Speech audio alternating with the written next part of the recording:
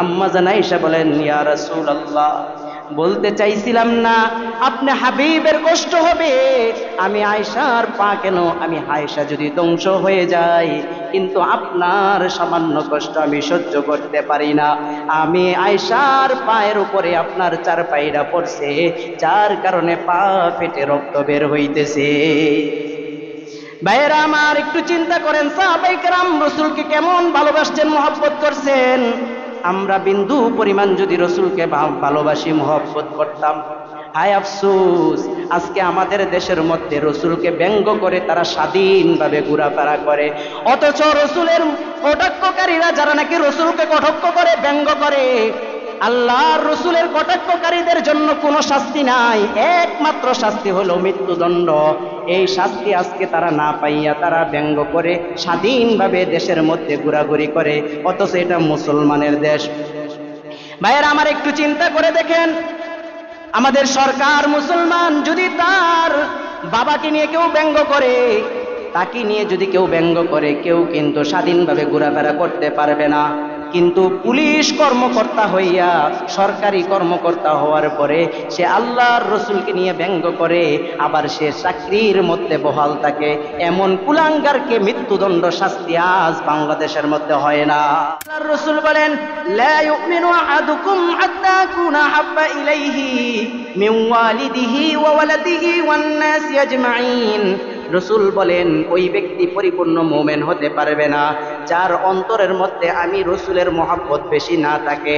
আমি রাসূলের মহব্বত কিসের চাইতে বেশি? তার সন্তানাদি, পিতামাতা, দ্বন্দ্বৌলত এবং সমস্ত মানুষের মধ্য থেকে আমি রাসূলের মহব্বত যতক্ষণ না তার অন্তরের মধ্যে বেশি হবে, ততক্ষণ পর্যন্ত সে পরিপূর্ণ মুমিন হতে পারবে না। ততক্ষণ পর্যন্ত পরিপূর্ণ মুমিন হতে পারবে না। পরিপূর্ণ মুমিন হইতে হইলে রাসূলের মহব্বত সবচেয়ে বেশি থাকতে হবে। কুন্না মা রাসূলিল্লাহি সাল্লাল্লাহু আলাইহি ওয়াসাল্লাম ওয়া হুয়া আখিযুম বিয়াদি উমর ইবনে আল খাত্তাব। আমরা রাসূলুল্লাহ সাল্লাল্লাহু আলাইহি ওয়াসাল্লামের কাছে বসা ছিলাম, এমত অবস্থায় যে রাসূল উমরের হাত ধরে রাখছেন। সুবহানাল্লাহ। তখন উমর বলতেছে, ক্বালা উমর ইবনে আল খাত্তাব, ওয়াল্লাহি লা আনতা হাব্বা ইলাইয়া মিন কুল্লি শাইইন ইল্লা মিন নাফসি। ওগো আল্লাহর রাসূল, সমস্ত কিছুর চাইতে আমার স্ত্রী, সন্তান, টাকা পয়সা, ক্ষমতা, দ্বন্দ্বৌলত সব কিছুর চাইতে আমি আপনাকে বেশি মহব্বত করি। ইল্লা মিন নাফসি, তবে আমার জানের চাইতে বেশি মহব্বত করি না। আল্লাহর রাসূল বলে, ওমর এটা কি বললা? হ্যাঁ, এটা কি বললা? তোমার জানের চাইতে বেশি মহব্বত করো না? লা ওয়াল্লাযী নাফসি বিয়াদিহি হাত্তা আকুনা হাব্বা ইলাইকা মিন নাফসিকা। আল্লাহ তাআলার শপথ, যার হাতে আমার প্রাণ, যতক্ষণ না তোমার নিজের জানের চাইতে, তোমার নিজের প্রাণের চাইতে আমাকে বেশি মহব্বত না করবা, ততক্ষণ পর্যন্ত তুমি পরিপূর্ণ কামেল মুমিন হতে পারবা না। ওমর রাদিয়াল্লাহু তাআলা আনহু সামান্য চিন্তা করলেন, চিন্তা করার পরে বলতেছেন, আল আন ইয়া রাসূলুল্লাহ, ওগো আল্লাহর রাসূল, আমি সামান্য চিন্তা করে দেখলাম আপনি আমার জানের চাইতেও বেশি প্রিয়, বেশি মহব্বতের। রাসূল বলতেছেন, আল আন ইয়া উমর, এখন তুমি ওই উমর পরিপূর্ণ কামেল মুমিন হয়ে গেছো, এখন তুমি পরিপূর্ণ মুমিন হইতে পারছো। উপস্থিত সম্মানিত মুসল্লিয়ান কিরাম, আল্লাহ পাক রব্বুল আলামিনের দরবারে লাখ কোটি শুকরিয়া, যিনি আমাদেরকে সর্বশ্রেষ্ঠ মখলুক, সাইয়্যিদুল মুরসালিন, ইমামুল আম্বিয়া, খাতামুন নবিয়্যিন, সরকারে দো আলম, উম্মতের কান্ডারি নবী মুহাম্মদুর রাসূলুল্লাহ সাল্লাল্লাহু আলাইহি ওয়াসাল্লামের উম্মত হিসেবে আমাদেরকে দুনিয়াতে প্রেরণ করেছেন। এই জন্য আমরা সেই মহান মনিবের দরবারে দিল প্রাণ উজাড় করে দিয়ে আমরা অন্তরের অন্তঃস্থল থেকে কালিমাতুশ শুকর আদায় করি। সকলে বলি আলহামদুলিল্লাহ।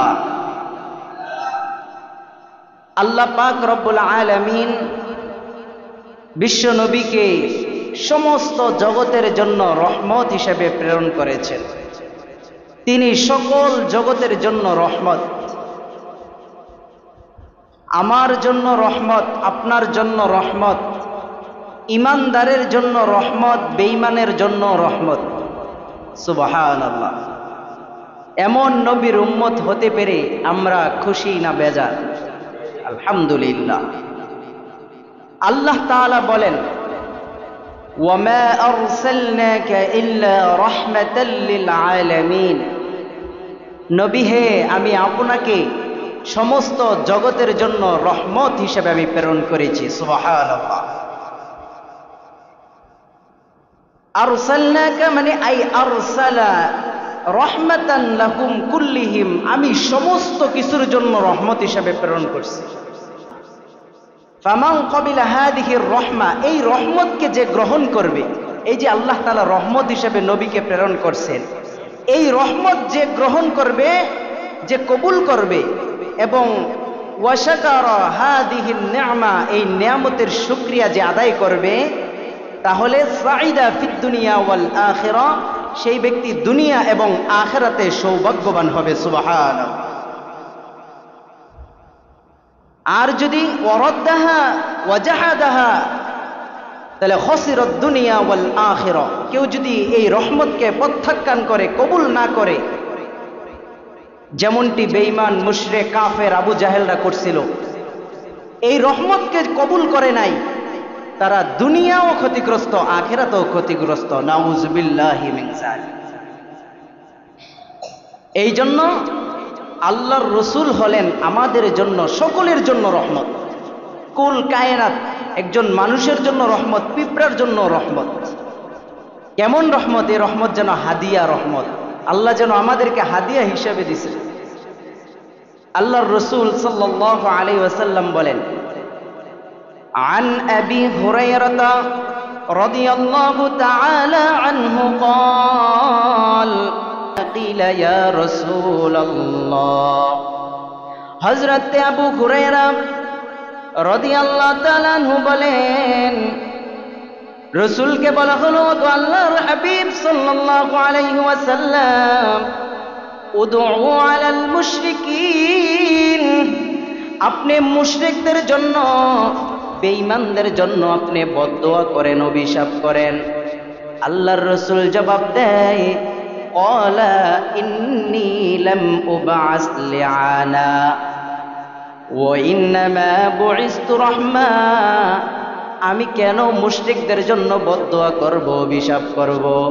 আমি তো অভিশাপকারী হিসেবে দুনিয়াতে প্রেরিত হই নাই, আমি কেবলমাত্র রহমত হিসেবে প্রেরণ হয়েছি। সুবহানাল্লাহ। মুশরিকদের জন্য রাসূল অভিশাপ দেওয়ার ব্যাপারেও তিনি দোয়া করেন নাই, বদদোয়া করেন নাই। তায়েফের ময়দানে আল্লাহর রাসূল সাল্লাল্লাহু আলাইহি ওয়াসাল্লাম দাওয়াত দেওয়ার জন্য গিয়েছিলেন। সেখানে কাফেররা আল্লাহর রাসূলের দাওয়াত গ্রহণ না করে, এই রহমতের কথা গ্রহণ না করিয়া তারা প্রত্যাখ্যান করেছে, এমনকি তারা তার উপরে নির্যাতন করেছে, জুলুম করেছে। এমন সময় আল্লাহ পাক রব্বুল আলামিন জিবরাইল আলাইহিস সালামকে পাঠাইছেন, সাথে করে পাহাড়ের ফেরেশতাও নিয়ে আসছেন। আসার পরে বলতেছেন, ওগো আল্লাহর রাসূল, আল্লাহ তাআলা আমাকে পাঠাইছেন, আপনি যদি হুকুম করেন আমি পাহাড়ের ফেরেশতা, আপনি হুকুম করলে আমি পাহাড় দিয়ে তাদেরকে ধ্বংস করে দিব। তখনও আল্লাহর রাসূল সাল্লাল্লাহু আলাইহি ওয়াসাল্লাম কাফেরদের জন্য আল্লাহর রাসূল বদদোয়া করেন নাই। আল্লাহর রাসূল বলেছেন, এরা আজকে আমাকে চিনে নাই, জানে নাই, বুঝে নাই, কালকে এদের থেকে এমন সন্তান বের হবে যারা আমাকে চিনবে, আমাকে মানবে এবং তারা সফল কাম হয়ে যাবে। সুবহানাল্লাহ। আল্লাহর রাসূল কতটা মায়া, কতটা দরদ উম্মতের প্রতি। আল্লাহর হাবিব সাল্লাল্লাহু আলাইহি ওয়াসাল্লাম ঈমানদারের জন্য কেমন ভাবে রহমত। হাদিস শরীফের মধ্যে আল্লাহর রাসূল সাল্লাল্লাহু আলাইহি ওয়াসাল্লাম কেমন ভাবে রহমত এ কথা স্পষ্ট করে দিয়েছেন। আম্মা মুমিনুহুম ফাকাদ হাদাহুল্লাহু বিহি, আল্লাহ তাআলা এই রহমতের মাধ্যমে আমাদেরকে হেদায়েত, সরল সঠিক পথ দান করেছেন। আমরা যে হেদায়েত প্রাপ্ত হয়েছি, ঈমানদার হয়েছি, কার কারণে? এই হেদায়েত, এই রহমতের কারণে, এই নবী মুহাম্মদুর রাসূলুল্লাহর মেহনত, প্রচেষ্টার কারণে। আল্লাহর রসুলের মহব্বত, আল্লাহর রসুলের কারণে আমরা ইমানদার হয়েছি, আজকে হেদায়েত প্রাপ্ত হয়েছি। وأدخله بالإيمان به وبالعمل بما جاء به من عند الله الجنة। আল্লাহ তাআলা এই রহমতের মাধ্যমে আমাদেরকে ঈমান দান করেছেন। আমরা এই রহমতকে বিশ্বাস করার কারণে এবং এই রহমতের যা কিছু আল্লাহ তাআলার পক্ষ থেকে বিধান নিয়ে আসছেন, সেই বিধানগুলো মানার কারণে আল্লাহ তাআলা আমাদেরকে জান্নাত দান করবেন। সুবহানাল্লাহ। আল্লাহ তাআলা আমাদেরকে জান্নাত দান করবেন। এইভাবে ইমানদারের জন্য আল্লাহর রসুল হলেন রহমত। সুবহানাল্লাহ। বেঈমান কাফেরের জন্য কিভাবে আল্লাহর রসুল রহমত? ওয়া আম্মা কাফিরুকুম, আর কাফেরদের জন্য আল্লাহর রসুল রহমত হলেন। ফাকাদ দাফা আলাইহি আজিলান বালাইল্লাযী কানা ইয়ানজিলু বিল উমামিল মুকাজ্জিবা রুসুলাহা মিন ক্বাব। পূর্ববর্তী যত নবী রাসূলকে আল্লাহ তাআলা প্রেরণ করেছেন দুনিয়ার মধ্যে, তাদেরকে তাদের জাতিরা অস্বীকার করার কারণে, প্রত্যাখ্যান করার কারণে, মিথ্যা প্রতিপন্ন করার কারণে আল্লাহ পাক রব্বুল আলামিন ওই জাতিদেরকে সাথে সাথে সমূলে ধ্বংস করে দিয়েছেন। কিন্তু আমাদের নবীর উম্মত হওয়ার কারণে আবু জাহেল, আবু লাহাব, উতবা, শাইবা, কাফের, মুশরিক, বেঈমানরা আজও পর্যন্ত অনেক সুযোগ পেয়েছে। আল্লাহর রসুলের উম্মত হওয়ার কারণে রসুলকে এত শাস্তি দিছে, এত নির্যাতন করেছে কাফেররা, এরপরও আল্লাহ তাআলা তাদেরকে সাথে সাথে ধ্বংস করেন নাই। আল্লাহ তাআলা তাদেরকে সুযোগ দিয়েছেন। সুযোগ দেওয়ার কারণে কেউ কেউ পরবর্তীতে ধ্বংস হয়ে গেছে, কাফের মুশরিকরা ধ্বংস হয়ে গেছে, আবার কেউ কেউ পরবর্তীতে মুসলমান হয়ে নাজাত প্রাপ্ত হয়ে জান্নাতি হয়ে গেছে। সুবহানাল্লাহ। আবু সুফিয়ান রাদিয়াল্লাহু তাআলা আনহু আবু জাহেলের সাথে আরো যারা কাফের ছিল তাদের সাথে থাইকা রসুলের বিরুদ্ধে কত যুদ্ধ করছে, কত অপপ্রচার করছে, কত চেষ্টা করছে রসুলকে দমানোর জন্য আবু সুফিয়ান। তো তিনিও কিন্তু কাফের ছিলেন। 10ম হিজরিতে ফতে মক্কার পরে গিয়ে তিনি মুসলমান হয়েছেন। তো সুযোগ আল্লাহ তাআলা দিছেন। আবু জাহেলেরা সুযোগ পাওয়ার পরও ধ্বংস হয়েছে, আর আবু সুফিয়ান সুযোগ পাওয়ার পরে আল্লাহ তাআলার রহমতে, এই রহমতের উসিলা করে তিনি কি হয়েছেন? নাজাত প্রাপ্ত হয়েছেন, ঈমানদার হয়ে মৃত্যুবরণ করছেন। সুবহানাল্লাহ। এই জন্য কাফেরদের জন্য আল্লাহর রসুল রহমত। এই রহমতকে আমাদের বেশি বেশি করে মহব্বত করা দরকার। আল্লাহর নবীকে কেন আমরা এত বেশি মহব্বত করব? আল্লাহর রসুল উম্মতের প্রতি এত দরদ, এত মায়া। নবীজি সাল্লাল্লাহু আলাইহি ওয়াসাল্লাম চিন্তা করতেছেন, আল্লাহ তাআলার আয়াত, রব্বি ইন্না কুন্না আদলালনা কাসীরাম মিনান নাস ফামান তাবিআনি ফাইন্নাহু মিন্নি। ইব্রাহিম আলাইহিস সালাতু ওয়াস সালাম আল্লাহ তাআলার কাছে দোয়া করেন, আল্লাহ এই যে মূর্তিগুলো অনেক মানুষকে ধ্বংস করে দিয়েছে, পথভ্রষ্ট করেছে, ফামান তাবিআনি ফাইন্নাহু মিন্নি, যারা নাকি আমার কথা মানছে, আমার অনুসরণ করছে, তারা আমার দলের অন্তর্ভুক্ত হয়েছে। ওয়ামান আসানি ফাইন্নাকা গফুরুর রহিম। ইব্রাহিম আলাইহিস সালাম তার উম্মতের প্রতি কত দরদ, কত মায়া, চিন্তা করেন। যারা তার উম্মত হয়েছে তাদের কাছে বলতেছেন, তাদের কথা বলতেছেন, তারা তো আমার দলের অন্তর্ভুক্ত হয়েছে। আর যারা আমারও কথা মানে নাই, আমার বিরোধিতা করেছে, আমাকে নির্যাতন করেছে, জুলুম করেছে, তিনি সেই দিকে লক্ষ্য করেন নাই। আল্লাহ তাআলার কাছে দোয়া করতেছেন, আল্লাহ যারা আমার কথা অস্বীকার করেছে, আমাকে মানে নাই, আমার দলের অন্তর্ভুক্ত হয় নাই, আল্লাহ আপনি তো হলেন গফুরুর রহিম, আপনি যদি তাদেরকে ক্ষমা করে দেন, দুনিয়াতে আপনি চাইলে ক্ষমা করে দিতে পারেন। ইব্রাহিম আলাইহিস সালামের কি দয়া, মায়া, তিনি আল্লাহকে বলতেছেন, মানে বুঝাইতেছেন, এটা আল্লাহ এই যে এরা বুঝে না, এদেরকে যদি আপনি ক্ষমা করে দেন, আল্লাহ আপনি তো ক্ষমাশীল, আপনি দয়াবান। হযরত ঈসা আলাইহিস সালাতু ওয়াস সালাম আবার এই কথা ভাবতেছেন, ইন তুআযিবহুম ফাইন্নাহুম ইবাদুক। আয় আল্লাহ, আপনি যদি এই জাতিকে আপনি শাস্তি দেন, উম্মতকে যদি আপনি শাস্তি দেন, এরা তো আপনারই বান্দা। আল্লাহ তাআলা তার বান্দাকে মহব্বত করেন, ভালোবাসেন, কিন্তু বান্দা আল্লাহর মহব্বত বুঝে না, আল্লাহকে চিনতে চায় না, মানতে চায় না, জানতে চায় না। আল্লাহর মনোনীত বান্দারা তাদেরকে বারবার করে বুঝায়, বুঝানোর পরও তারা শোনে না, মানে না। তারপরও দেখেন কত দয়া, কত মায়া। ঈসা আলাইহিস সালাতু ওয়াস সালাম আল্লাহ তাআলার কাছে বলেন, আল্লাহ, এদেরকে যদি আপনি শাস্তি দেন, এরা তো আপনারই বান্দা। ওয়া ইন তাগফির লাহুম ফাইন্নাকা আনতাল আজিজুল হাকীম। আর যদি এদেরকে আপনি ক্ষমা করে দেন, আপনি তো হলেন ক্ষমাশীল, পরাক্রমশালী, প্রজ্ঞাময়। আল্লাহ আপনি চাইলে এদেরকে ক্ষমা করে দিতে পারেন। রাসূল সাল্লাল্লাহু আলাইহি ওয়াসাল্লাম ভাবতেছেন, ইব্রাহিম আলাইহিস সালাম তার জাতির জন্য কত দয়া, তার উম্মতের জন্য কত মায়া। ঈসা আলাইহিস সালাম তার জাতির জন্য, তার উম্মতের জন্য কত মায়া। এবার আমার রাসূল, আমার হাবিব দুই হাত উপরের দিকে উঠায়া দিয়া কাঁদতেছে। فرفع يديه اللهم উম্মতি উম্মতি فبكى। আল্লাহর রাসূল এই কথা ভেবে ভেবে তিনি হাত দুইটা আল্লাহ তাআলার কাছে উপরে উঠাই দিয়া বলতেছেন, আল্লাহ, আমার উম্মত, আমার উম্মত। এই কথা বলতে বলতে তিনি ক্রন্দন করে দিয়েছেন, ক্রন্দন করে দিয়েছেন। আল্লাহর রাসূল যখন কান্না করতেছেন, আল্লাহ তাআলা বলেন, ফাকালাল্লাহু আযজা ওয়া জাল, ইয়া জিবরাইল, ও জিবরাইল, আমার হাবিব কান্না করতেছে, ইযহাব ইলা মুহাম্মাদিন ওয়া রাব্বুকা আ'লাম। তুমি যাও আমার নবী মুহাম্মদের কাছে। আল্লাহ তাআলা কিন্তু ভালো জানেন তিনি কেন কান্না করেন। তারপরও তিনি জিবরাইল আলাইহিস সালাতু ওয়াস সালামকে পাঠাইলেন। একটা নিজাম, দুনিয়ার নিজাম এটা। আল্লাহ তাআলা জিবরাইল আলাইহিস সালামকে পাঠাইছেন, যাও জিজ্ঞেস করো আমার হাবিব কেন কান্না করে, আমার রাসূল কেন কান্না করে। জিবরাইল আলাইহিস সালাতু ওয়াস সালাম আল্লাহ তাআলার কাছে খবর নিয়ে গেলেন, আল্লাহ, তিনি তো উম্মতের জন্য কান্নাকাটি করতেছেন।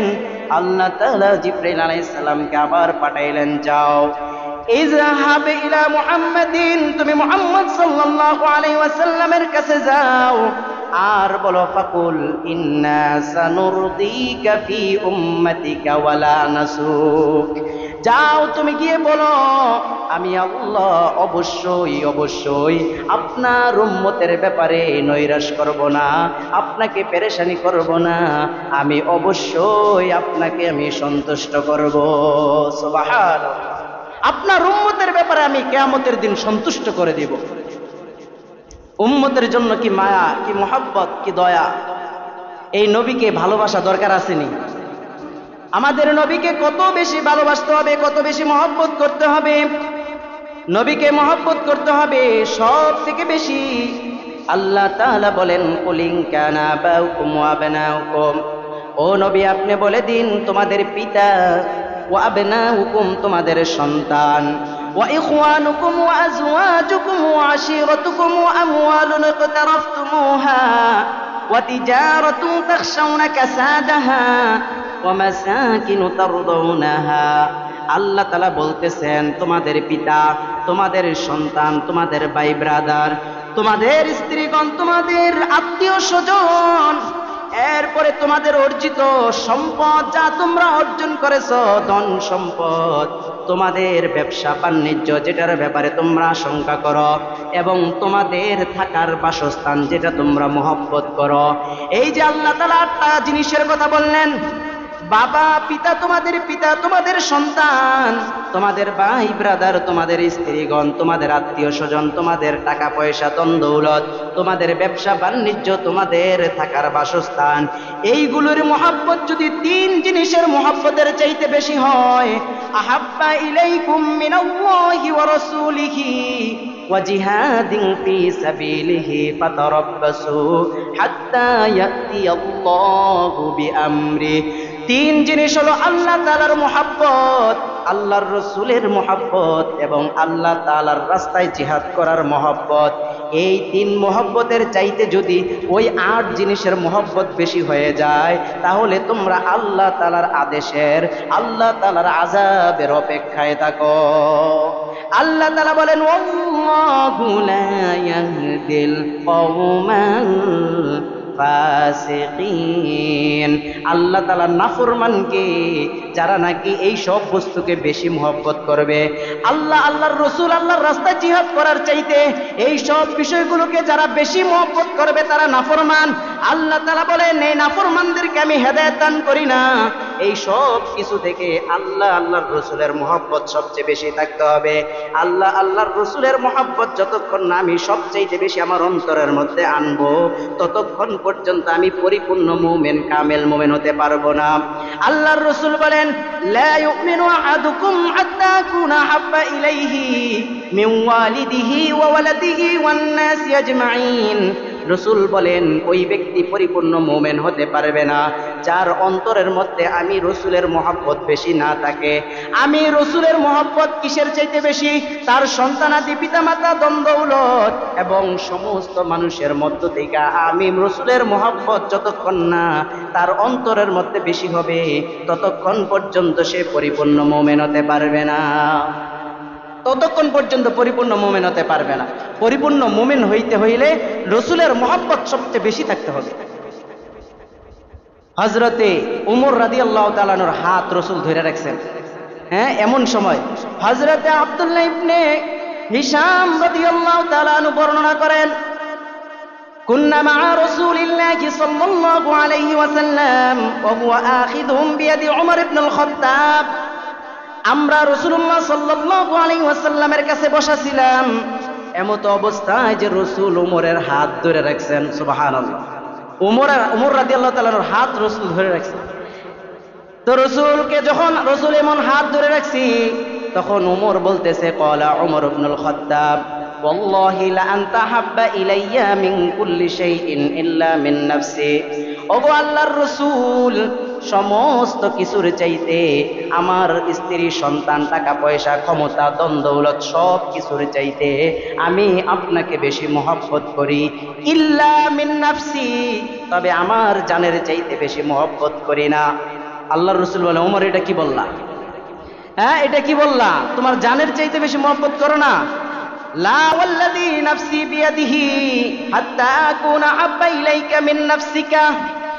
আল্লাহ তাআলার শপথ, যার হাতে আমার প্রাণ, যতক্ষণ না তোমার নিজের জানের চাইতে, তোমার নিজের প্রাণের চাইতে আমাকে বেশি মহব্বত না করবা, ততক্ষণ পর্যন্ত তুমি পরিপূর্ণ কামেল মুমিন হতে পারবা না। ওমর রাদিয়াল্লাহু তাআলা আনহু সামান্য চিন্তা করলেন। চিন্তা করার পরে বলতেছেন, আল-আন ইয়া রাসূলুল্লাহ, ওগো আল্লাহর রাসূল, আমি সামান্য চিন্তা করে দেখলাম আপনি আমার জানের চাইতেও বেশি প্রিয়, বেশি মহব্বতের। রাসূল বলতেছেন, আল-আন ইয়া উমর, এখন তুমি ওই উমর পরিপূর্ণ কামেল মুমিন হয়ে গেছো, এখন তুমি পরিপূর্ণ মুমিন হইতে পারছো।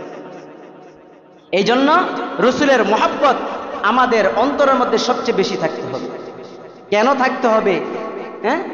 কারণ জানেন, আমার নিজের চাইতো, আমার নিজের নফসের চাইতো আমার রাসূল আমার বেশি নিকটে, আমার বেশি কাছের আমার রাসূল। আল্লাহ তাআলা বলেন, আন-নাবিয়্যু আওলা বিল মুমিনিনা মিন আনফুসিহিম। মুমিনদের নিজেদের চাইতো তাদের রাসূল তাদের বেশি নিকটবর্তী, তাদের বেশি ঘনিষ্ঠ আত্মীয়। আল্লাহর রাসূল সাল্লাল্লাহু আলাইহি ওয়াসাল্লাম বলেন, ক্বালা রাসূলুল্লাহ সাল্লাল্লাহু আলাইহি ওয়াসাল্লাম, মা মিন মুমিনিন ইল্লা ওয়া আনা আওলান নাসি বিহি ফিদ দুনিয়া ওয়াল আখিরাহ। দুনিয়া এবং আখিরাতের মধ্যে আমি মুমিনদের জন্য তাদের সবচেয়ে বেশি নিকটবর্তী, মুমিনদের সবচেয়ে বেশি আপনজন আমি। বলে রাসূল বলতেছেন, মান তারাকা মালান, কেউ যদি সম্পদ রেখে মারা যায়, কোনো ব্যক্তি যদি ধন সম্পদ রেখে মারা যায়, তাহলে তার ওয়ারিস হয় তার আত্মীয় স্বজনরা। তার যে সম্পদের মালিক হয়, ওয়ারিস হয় আত্মীয় স্বজনগণ। রাসূল বলতেছেন তার ওয়ারিস হয় আত্মীয় স্বজনগণ। ওমান তারাকা দাইনান আও দাইয়া ক্বালা ফালইয়াতিনি ওয়া আনা মাওলা। আর যে নাকি ধন সম্পদ রেখে যেতে পারে নাই, ঋণ রেখে গেছে, বিশাল ঋণ রেখে গেছে। আর সে তার বংশধরকে, তার আত্মীয় স্বজনকে সংকীর্ণ অবস্থায়, গরিব অবস্থায় রেখে গেছে। আল্লাহর রাসূল বলেন তারা যেন আমার কাছে আসে, আমি তাদের অভিভাবক। সুবহানাল্লাহ, আমি তাদের অভিভাবক। রাসূল সাল্লাল্লাহু আলাইহি ওয়াসাল্লাম আমাদের অনেক আত্মীয়তার দিক থেকে অনেক কাছে। ভাইয়েরা আমার, আল্লাহর রাসূলকে আমরা কেমন মহব্বত করতে হবে একটু চিন্তা করেন। পিতামাতা সন্তানকে মহব্বত করে, পিতামাতা সন্তানের ভবিষ্যৎ নিয়ে চিন্তা করে, ভবিষ্যৎ প্ল্যান করে, ভবিষ্যতে সে কি করবে, কিভাবে থাকবে, কতটুকু সুখ শান্তিতে থাকবে, স্বাচ্ছন্দ্যে থাকবে। আমি যদি তাদের জন্য কিছু করি তাহলে তারা ভবিষ্যতে আরামায়েশ করবে। আল্লাহর রাসূল সাল্লাল্লাহু আলাইহি ওয়াসাল্লাম আমাদের জন্য এরকম ভবিষ্যৎ চিন্তা ভাবনা করেছেন। ভাইয়েরা আমার, আল্লাহর রাসূল সাল্লাল্লাহু আলাইহি ওয়াসাল্লাম আমাদের জন্য প্ল্যান করেছেন, আমাদের জন্য তিনি কান্নাকাটি করেছেন আমরা যেন কল্যাণে থাকি, আরামে থাকি। আল্লাহর রাসূল সাল্লাল্লাহু আলাইহি ওয়াসাল্লাম বলেন, দেখেন সন্তান যদি আগুনের দিকে ঝাঁপ দেয়, বাবা মা দৌড়ে যায় তাকে দৌড়া নিয়ে আসে, পানিতে ঝাঁপ দিলে তাকে দৌড়া নিয়ে আসে। আল্লাহর হাবিব সাল্লাল্লাহু আলাইহি ওয়াসাল্লাম বলেন, মাসালি ওয়া মাসালুকুম কামাসালি রাজুলিন নাওকাদা নারা, আমার এবং তোমাদের দৃষ্টান্ত কেমন জানোনি? এক ব্যক্তি আগুন প্রজ্বলিত করছে, আগুন জ্বালাইছে, আর ওই আগুনের মধ্যে أوقد نارا فجعل الجنادب والفراش يقعن فيها, পতঙ্গ আর ফড়িং ওই আগুনের মধ্যে উড়ে উড়ে এসে পড়তেছে, ফড়িংগুলা উড়ে উড়ে এসে পড়তেছে, আর ওই ব্যক্তি ওয়াহুয়া ইয়াদুবুহুন্না আনহা, আগুন থেকে ফড়িংগুলাকে বাঁচানোর জন্য চেষ্টা করতেছে।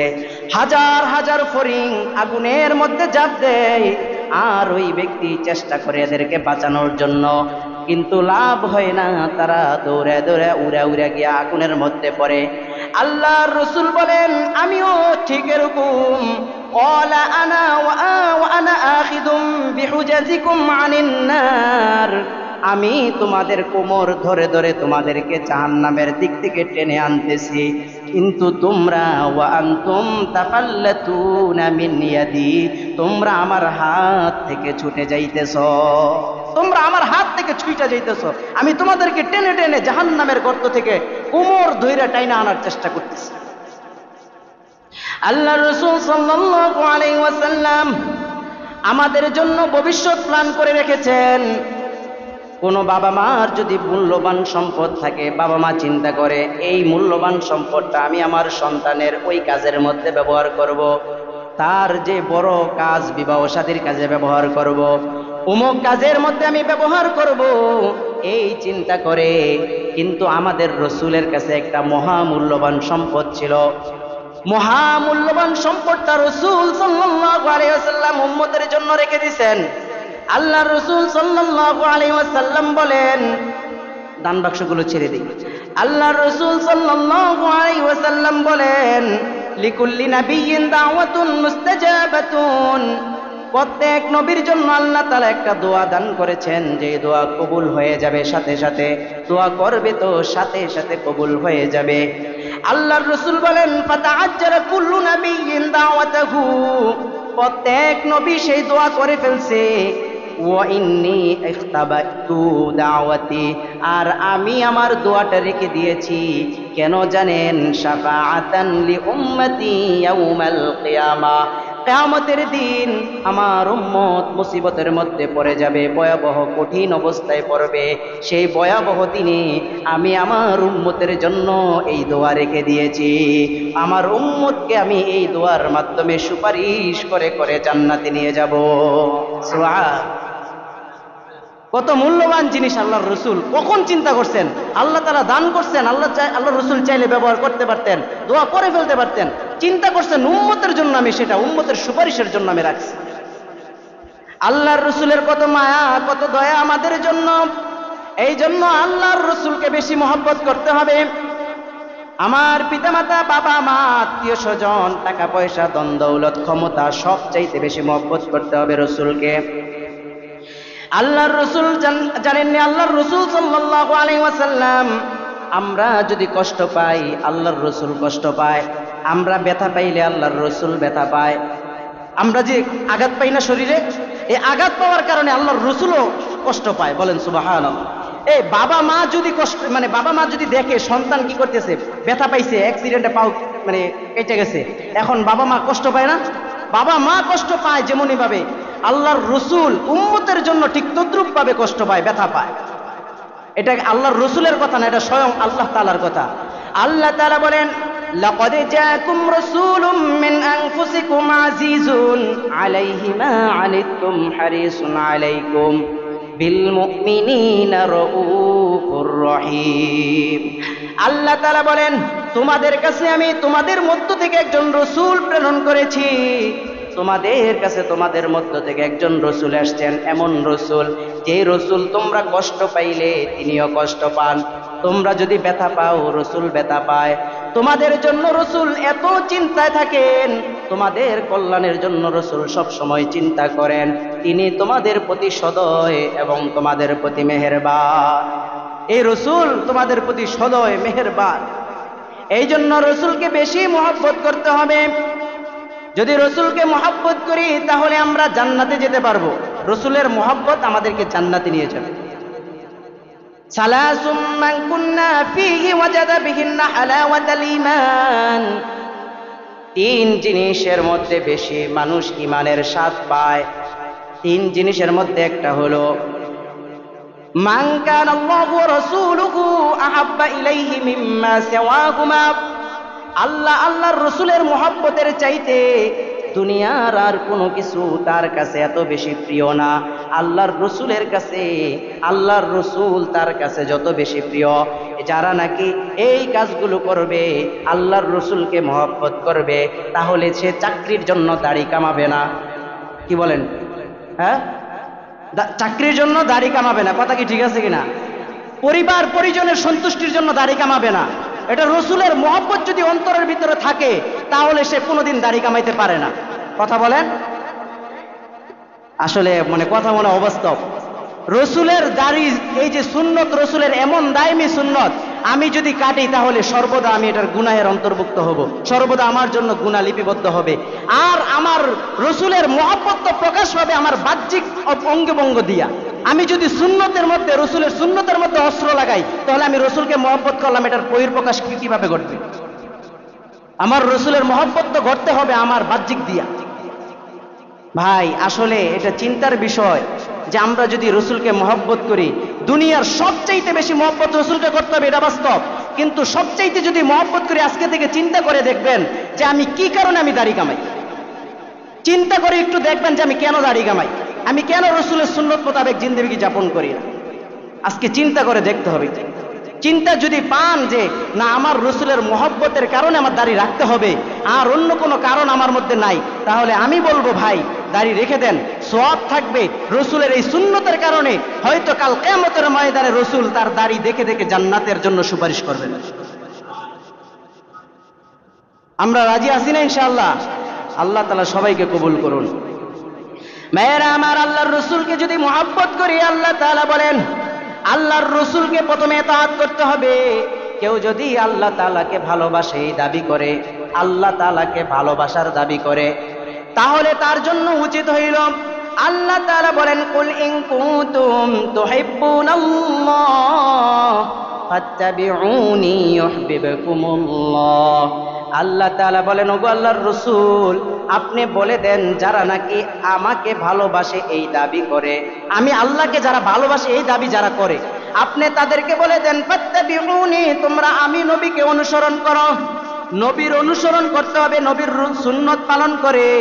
নবীর সুন্নত যখন নাকি আমি পালন করব, নবীকে অনুসরণ করব, আল্লাহ তাআলা বলেন আমি আল্লাহ ইউহিব্বুকুমুল্লাহ, তোমাদেরকে আমি ভালোবাসবো। আল্লাহ তাআলা ভালোবাসবেন আমাদেরকে যদি আমরা রাসূলের সুন্নত অনুসরণ করি, সুন্নত পালন করি। শুধু ভালোবাসবেন তাই নয়, আল্লাহ তাআলা বলেন ওয়া ইয়াগফির লাকুম যুনুবাকুম, আল্লাহ তাআলা তোমাদের জীবনের সমস্ত গুনাহ খাতা মাফ করে দিবেন। সুবহানাল্লাহ। জীবনের সমস্ত গুনাহ আল্লাহ মাফ করে দেন। এই জন্য রসুলকে বেশি মহব্বত করতে হবে। সাহাবায়ে কেরাম রিদওয়ানুল্লাহি আলাইহিম আজমাইন নিজের জানের চাইতে নিজের ধন দৌলত সম্পদ অর্থ সম্পদ যা আছে সব কিছুর চাইতে রসুলকে বেশি মহব্বত করতেন। একবার হযরত আবু বকর সিদ্দিক রাদিয়াল্লাহু তাআলা আনহু,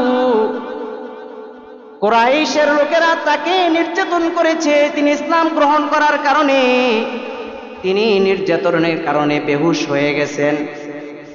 তার পরিবারের লোকেরা তাকে সেবা করলো, শুশ্রূষা করলো। অনেকক্ষণ পরে তার জ্ঞান ফিরে আসছে। হযরতে আবু বকর সিদ্দিক রাদিয়াল্লাহু তাআলা আনহু জ্ঞান ফেরার সাথে সাথে বলতেছে, আমার রসুল কোথায়? আমার রসুল কেমন আছে? আমার রসুলকে দেখাও, আমি রসুলের কাছে যাব। আত্মীয় স্বজন বলতেছে, আপনাকে অনেক নির্যাতন করা হয়েছে, আপনি এই মুহূর্তে চাইলে উঠতে পারবেন না, আপনি বেহুশ হয়েছিলেন, এখন আপনার খাবার পানীয় দরকার, আপনার খাবার পানীয় খান। বলে, আল্লাহর কসম করে বলি, যতক্ষণ না আমি আমার রসুলকে আমার চোখ দিয়ে আমি দেখবো, যতক্ষণ না আমি দেখতে পারবো আমার রসুল ভালো আছে, আমার রসুল সুস্থ আছে, ততক্ষণ পর্যন্ত আমি আবু বকরের জন্য এক টুক পানি হারাম করে দিলাম। আমি আবু বকরের জন্য পানি হারাম, আমি খাবো না পানি ততক্ষণ পর্যন্ত। তারপরে রসুলকে দেখছেন, এরপরে খাবার পানি খেয়েছেন। আল্লাহর রসুলের সাথে হযরত আবু বকর সিদ্দিক রাদিয়াল্লাহু তাআলা আনহু সফরে যাইতেছেন, মদিনায় হিজরত করতেছেন। গর্তের মধ্যে যখন নাকি অবস্থান করলেন, গর্তের মধ্যে অবস্থান করার সময় আল্লাহর রসুলকে বলতেছেন, ইয়া রাসূলুল্লাহ, আমি আবু বকর আগে গর্তের মধ্যে ঢুকবো, না জানি গর্তের মধ্যে বিষাক্ত কোনো জিনিস আছে যা আপনাকে দংশন করবে, আর সেখানে পোকামাকড়ের গর্বাসা থাকতে পারে। আমি আবু বকর সেই গর্তের মধ্যে ঢুকে সব পরিষ্কার করব, থাকার মতন অবস্থান হবে, তারপরে আপনি ঢুকবেন। হযরত আবু বকর সিদ্দিক রাদিয়াল্লাহু তাআলা আনহু গর্তের মধ্যে ঢুকলেন। ঢুকার পরে তিনি সব কিছু পরিপাটি করলেন, অনেকগুলো ফুটা পাইলেন, ফুটাগুলো তিনি কাপড় দিয়া বন্ধ করতেছেন। একটা ফুটা বন্ধ করার জন্য, গর্তের মধ্যে কাপড় দেওয়ার জন্য আর কিছু ছিল না, নিজের পায়ের বৃদ্ধাঙ্গুলি দিয়া সেটা গর্তটাকে ফুটাটা বন্ধ করে রেখেছেন। এমন সময় রাসূল সাল্লাল্লাহু আলাইহি সাল্লাম হযরত আবু বকর সিদ্দিক রাদিয়াল্লাহু তাআলা নূর রানের উপরে মাথা রেখে ঘুমিয়ে গেছেন। আবু বকরের ওই যে পাওটা দিয়েছিলেন, এক সাপ এসে সেটার মধ্যে দংশন করেছে। আবু বকরের শরীর বিষাক্ত হয়ে গেছে, কান্না করতেছেন না, চিৎকার করে। কারণ কি জানেন? আল্লাহর রসুল ঘুমায় আছেন, না জানি ঘুম ভেঙে যায়। আল্লাহর রসুলকে কতটা মহব্বত করেন, আল্লাহর রসুলের ঘুম যাতে না ভাঙে, চোখ দিয়ে অশ্রু বের হয়ে পড়তে পড়তে এক ফোঁটা পানি রসুলের উপরে পড়ছেন। আল্লাহর রসুল ঘুম ভেঙে গেছে। রসুলের ঘুম ভাঙার পরে বলতেছে, আবু বকর তুমি কান্না করো কেন? ভাইয়েরা আমার, রসুলকে যখন বলল, ইয়া রাসূলুল্লাহ, সাপ দংশন করেছে, বিষাক্ততার কারণে চোখ দিয়ে অশ্রু বের হইতেছে। ভাইয়েরা আমার, আল্লাহর রসুলের মহব্বতে আবু বকর রাদিয়াল্লাহু তাআলা আনহুর শরীরের যেখানে কাটা জমছে, ওইখানে আল্লাহর রসুলের থুতু মুবারক লাগায় দিছে, সঙ্গে সঙ্গে ভালো হয়ে গেছে।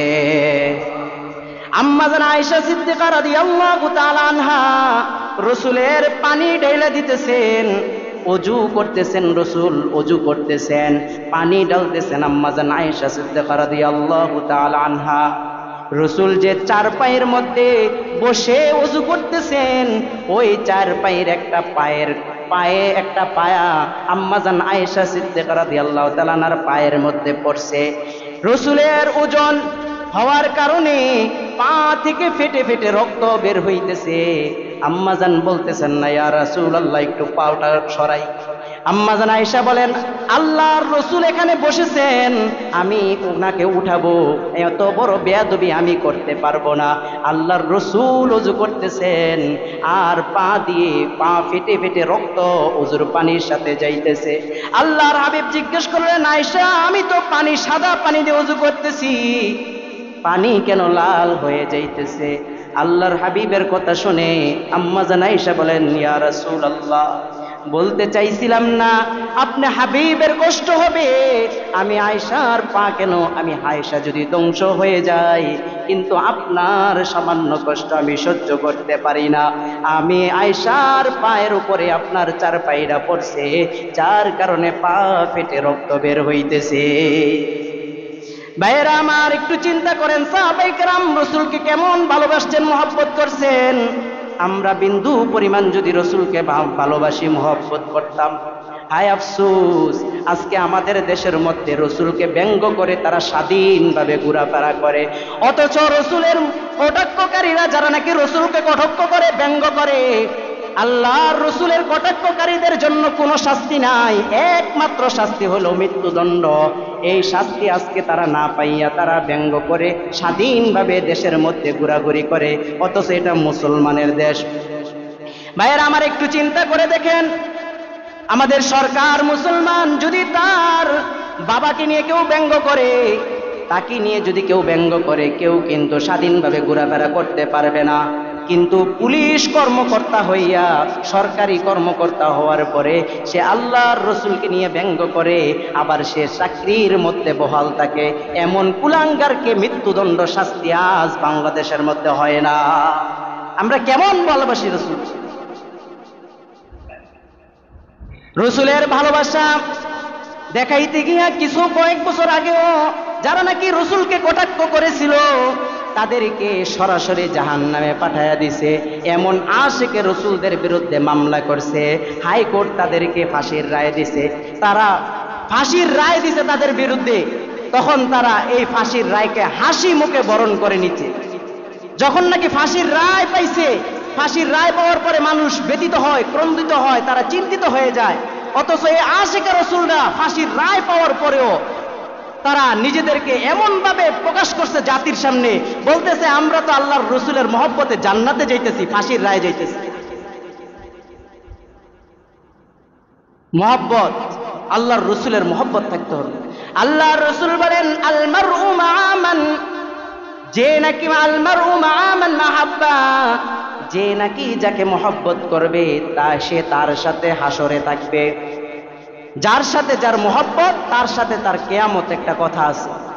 এই যে হাদিস আল মারউ মা মান আহাব্বা, যে যাকে মহব্বত করবে সে তার সাথে কিয়ামতের ময়দানে থাকবে। এবার চিন্তা করে দেখেন, যখন নাকি আর্জেন্টিনার খেলা হয়, আর্জেন্টিনার সেরা খেলোয়াড়কে কেমন মহব্বত করে মানুষ, নামাজ রোজা করে না, রসুলের দাড়ি রাখে না, অথচ ওই যে খেলোয়াড়ের স্টাইলে চুল কাটে, দাড়ি কাটে, ঠিক কিনা? আওয়াজ করে বলেন ঠিক আছে কিনা? কি ভাই, আমি কি অবাস্তব কোনো কথা বলতেছি? একজন খেলোয়াড়ের আসক্ত হইয়া যদি খেলোয়াড়ের স্টাইল নিজের বেশভূষা আনতে পারি, তাহলে রসুলের মহব্বতে কেন দাঁড়িয়ে রাখতে পারবো না? আল্লাহর রসুল বলেন যে নাকি মান তাশাব্বাহা বিকৌমিন ফাহুয়া মিনহুম, যে যার লেবাস ধারণ করবে, যার বেশভূষা ধারণ করবে, সে তাদের অন্তর্ভুক্ত হয়ে যাবে। এবার চিন্তা করেন, হাদিসের মধ্যে যে আসছে যার সাথে যার মহব্বত তার সাথে তার কিয়ামত হবে। এই যদি বিশ্ব খেলোয়াড় যদি কাল কিয়ামতের ময়দানে ঈমান হারা হইয়া যদি মৃত্যুবরণ করে, কিয়ামতের ময়দানে তার স্থান হবে ভয়াবহ। সেই স্থানে তাকে যারা মহব্বত করবে তারাও তার সাথে ওই ভয়াবহ স্থানে থাকবে। এবার চিন্তা করে দেখেন আমরা কাকে মহব্বত করা দরকার আর কাকে মহব্বত করব। আল্লাহ তাআলা আমাদের সবাইকে বুঝার, আমল করার, বিশেষ করে রসুল করিম সাল্লাল্লাহু আলাইহি ওয়াসাল্লামকে সব থেকে বেশি মহব্বত করার তৌফিক দান করুন। সকলে বলি আমিন। রসুলকে মহব্বত করতে হইলে রসুলের সুন্নত বিশেষ করে আমাদের গ্রহণ করতে হবে, আর বেশি বেশি করে রসুলের উপর আমরা দুরূদ পাঠ করব। যদি রসুলের উপর বেশি করে দুরূদ পাঠ করি তাহলে রসুলের উপকার কতটুকু সেটা আপনার জানার দরকার নাই, কিন্তু আমার উপকার কতটুকু এটা জেনে রাখেন। আল্লাহর রসুল সাল্লাল্লাহু আলাইহি সাল্লাম বলেন মান সাল্লা আলাইয়া ওয়াহিদান, যে আমার উপরে একবার দুরূদ পাঠ করবে সাল্লাল্লাহু আলাইহি আশারা, আল্লাহ তাআলা ওই ব্যক্তির উপরে 10টি রহমত নাজিল করেন। শুধু 10টি রহমতই নাজিল করেন তাই নয়, বরং তার 10টি গুনাহ আল্লাহ মাফ করে দেন, আবার সাথে সাথে তার 10টি মর্যাদা আল্লাহ বুলন্দ করে দেন। আর এটা হলো এমন একটা দোয়া, এই যে রহমত, এই রহমতটা আপনি বলবেন আমি পড়লাম কবুল হইল না না হইল, হ্যাঁ এটা চিন্তা করতে পারেন। এই দোয়াটা, এই যে দুরূদ শরীফ, এটা এমন একটা দোয়া, এই দোয়াটা যে পড়বে, এই দুরূদ শরীফ যে পড়বে, এটা সাথে সাথেই কবুল হয়ে যাবে। কেন? ইন্নাল্লাহা ওয়া মালাইকাতাহু ইউসাল্লুনা আলান নবী, আল্লাহ এবং ফেরেশতারা রাসূলের উপর দুরূদ পাঠ করে।